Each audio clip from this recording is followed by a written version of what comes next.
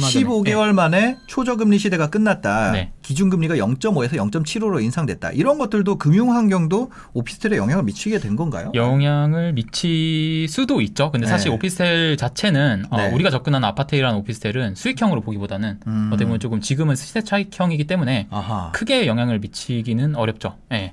아, 수익형 건물 네. 같은 경우 그렇죠. 금리에 영향을 많이 미치지만 그렇죠. 내가 그러니까 현금 흐름 받는 거. 그렇죠. 그렇죠. 근데 시세 차익형 같은 경우는 금리의 영향을 좀 상대적으로 덜 받는다. 덜 받는 게 있죠. 근데 그것도 조금 네. 구분해서 이야기를 해야 되는 게 네네. 이렇게 만약에 금리가 오르게 되면 사실 이제 많은 분들이 걱정하시는 것들이 있잖아요. 이제 통상적으로 이제 이 시장에서는 금리가 네. 낮아지면은 이제 부동산 가격이 올라가고 금리가 네네네네. 높아지면은 이제 부동산 가격이 떨어진다. 네, 그런 얘기 들어봤어요. 생각을 하는데 네.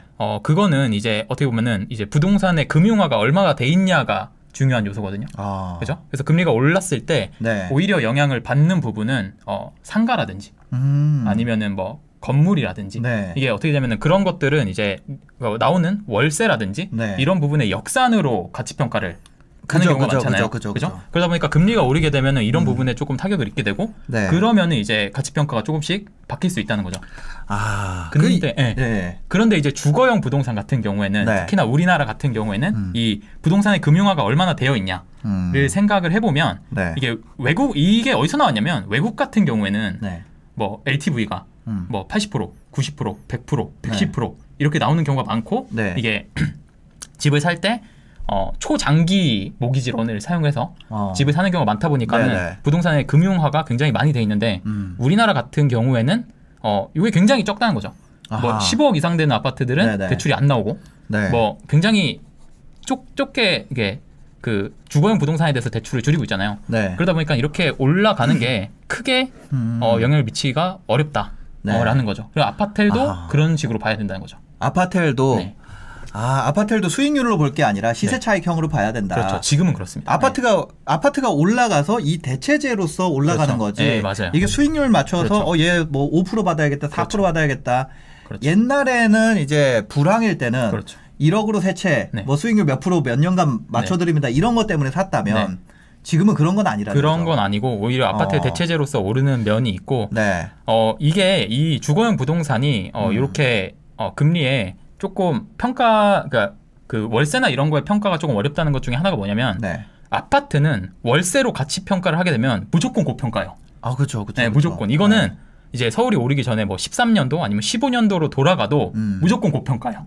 월세 수익률로 보면. 월세 수익률 보면. 왜냐하면 우리나라 같은 경우에는 전세라는 제도가 있다 보니까 네. 월세에 대한 선호도가 좀 떨어져서 이걸 역산을 하게 되면은 완벽하게 고평가가 되기 때문에 사실상 조금 어렵고 사실 이게 이걸 보면서 드는 생각은 약간 이거예요. 이게 얼마나 오를 수 있을까? 금리가. 네, 금리가 얼마나 오를 수 있을까? 과연 이게 뭐 한 5%, 네. 6%까지 갈 수 있을까? 그러니까 과거처럼. 이게 2008년, 네. 2009년에 5%였고 그렇죠.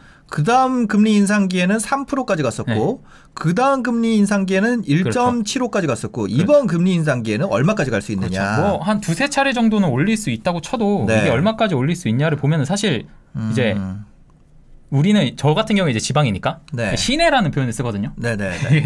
서울 같은 경우에 시내라는 표현 안 쓰지만 강릉 계셔서 아시잖아요. 네. 시내 간다라고 표현을 하잖아요. 그죠. 예, 중심 상권 되는 거. 네. 그런데 가보면은 지금 상황이 좋지가 않아요. 상가들이. 안 좋죠. 예, 많이 비어 있는 경우가 많아요.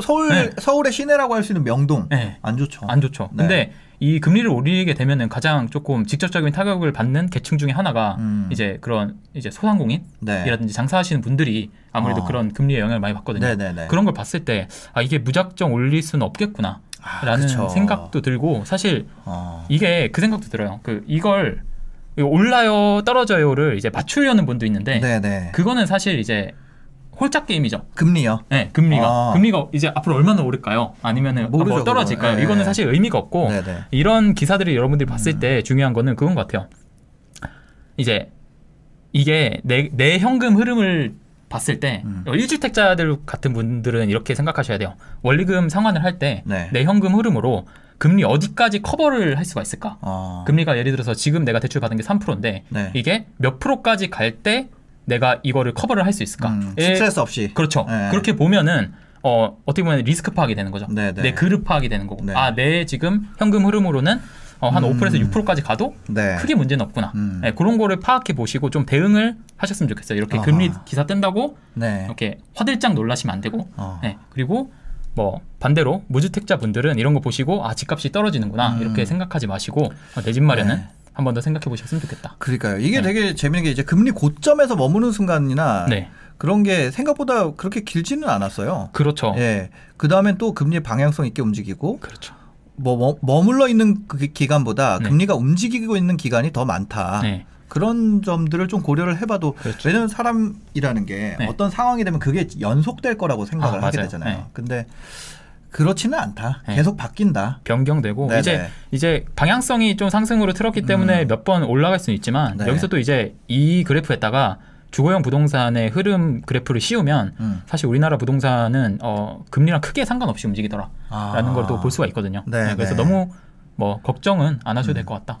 금리 때문에. 맞아요. 네. 이게 그런 부분이 있잖아요. 그 통화 정책은 네. 누구한테 골라서 적용하기가 어려우니까. 그렇죠. 네. 그래서 재정 정책으로 많이 가고 음. 요즘에 뭐 이렇게 보조금을 넣어주고 아예 네. 세금에 그렇죠. 대해서 조율하고 이런 식으로 정부에서 많이 참여가 늘어나고 있는 것 같은데 네.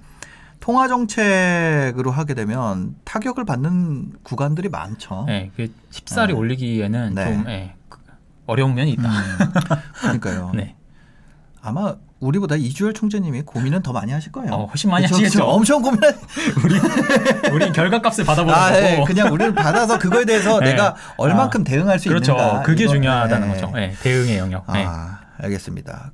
요즘에 이제 이런 상황인 거죠. 그래서 네, 그렇죠. 화면 보여주시면은 아파텔이나 이제 생활형 숙박시설, 생숙이라 그러는데 이게 분양이 인기가 있다. 네.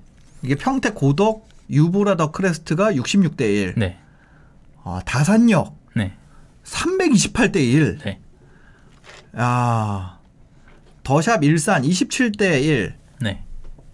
전타입 마감. 롯데캐슬 루웨스트. 네. 얼마 전에 분양한 거죠. 657대 1. 네.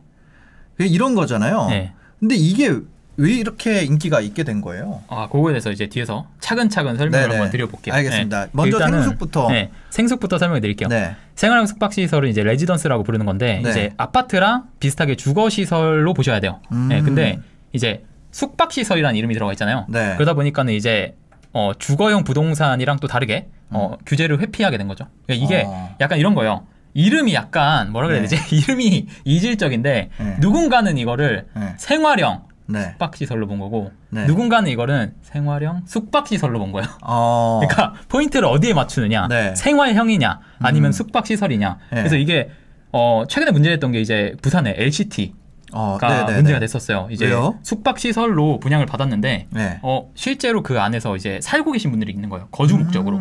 네.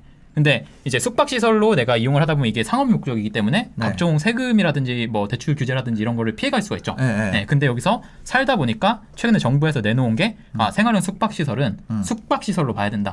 라고 이제 지침이 어느 정도 내려왔어요. 네. 그런 상황이에요, 지금. 네. 그러니까 거의 호텔에 준해서 운영을 해야 된다. 그렇죠. 기존에는 이게 약간 애매했어요. 생활형 숙박시설이다 보니까 이게 생활형 숙박시설 이게 생활형인가? 이게 약간 그렇죠. 이거 여의도에 비슷한 거 있지 않나? 그 호텔인데 이름은 호텔인데 약간 오피스텔 같은 그런 것들이 꽤 있어요. 약간 바다 보이고 강 보이고 이런 곳에 꽤 있어요. 이거를 이제 생활용으로 사용하시는 분들이 많다 보니까 요거 관련돼서 이제 법규들도 차근차근 나오고 있는 상황입니다. 이게 조금 애매한 부분이 있었거든요. 그럼 어떻게 보면 이 생활형 숙박시설 같은 경우는 묶일 가능성이 조금 있는 상황이죠. 그렇죠. 이게 조금 위험도가 있어요. 이 정책이 어떻게 변경되느냐에 따라서 갑자기 이제 규제가 이런 거는 무조건 상업용으로 분류한다라든지 아니면 이거는 무조건 주거용으로 분류한다라든지 아니면 뭐 그런 규제들이 바로바로 나올 수 있기 때문에. 그럼 생활형 숙박시설에서 에어비앤비 하면 이거는 괜찮아요. 그거는 괜찮은 거예요. 네, 괜찮은 거죠. 왜냐면 상업용으로 쓰는 거기 때문에 제대로 신고가 돼 있다면. 상업용이기 때문에. 그 아파텔 같은 경우도 조금 그런 상황에 비슷한 건가요? 아니죠. 아파텔 같은 경우에는 또 전혀 다른 게 아파텔은 이제 둘 중에 선택을 할 수가 있어요. 상업용으로 쓰던지 아니면은 주거용으로 쓰던지. 네네. 이게 본질은 오피스텔이기 때문에 네. 오피스텔 같은 경우에는 상업용으로도 쓸 수 있고 네. 주거용으로도 쓸 수 있거든요. 이거는 네. 이제 가지고 있는 사람이 결정을 하는 건데 오피스텔도 오피스 플러스 호텔이죠. 그렇죠. 오피스 플러스 호텔이고 네. 아파텔은 아파트 플러스 오피스텔. 네네네네. 네, 이렇게 되는데 이게 딱 생긴 게 보시면 아시겠지만 이게 방 2개에 거실도 있고 생긴 게 아하. 딱 그냥 아파트예요. 네, 맞네요. 네. 이게 동산역 디에테르랑 그리고 더샵 일산 네. 엘로이를 가지고 온 건데 딱 아파트죠. 그러니까 네. 차이점은 그냥 이거 포베이. 네, 포베이까지. 네.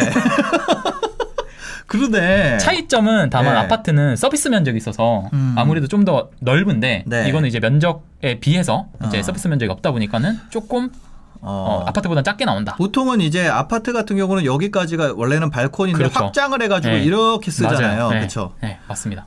그 정도 차이가 네, 있고 그 정도 이게 차이가 있다. 그럼 여기도 그거예요? 복도식이 아니라 이거 계단식이에요? 이거는? 그것까지는 뭐 정확하게 모르겠네요. 네네네. 마다마다 다르지 않을까. 나와 있지 않으니까 네, 네. 알겠습니다. 네, 이렇게 하여튼 그거 정도 차이가 있다. 네, 생수가 아파텔의 개념에 대해서 조금 잡아가셨으면 좋겠어요. 네.